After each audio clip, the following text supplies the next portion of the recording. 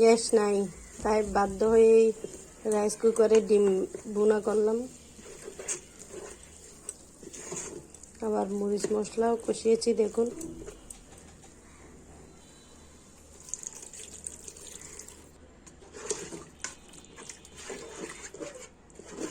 গ্যাসের জন্য অপেক্ষা করতে করতে বাধ্য হলাম রাইস কুকারে রান্না করার জন্য। এখন বাজে 3টা। চাইলেও ডিমও ভেজে নিতে পারতাম, এখন পানি উঠে আসার জন্য রান্না করবো, বসে থাকবো। ফাইনাল লুক আপনাদের দেখাবো তরকারি, ডিমের তরকারির ফাইনাল লুক দেখুন।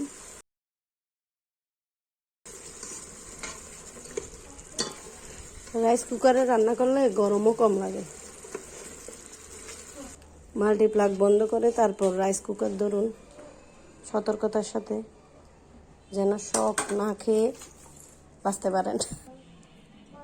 ডিমের কোরমা রেডি হয়ে গেছে আমার রাইস কুকারে। কেমন হয়েছে কালারটা একটু জানাবেন তো। দেখুন ডিমের লোভনীয় তরকারি।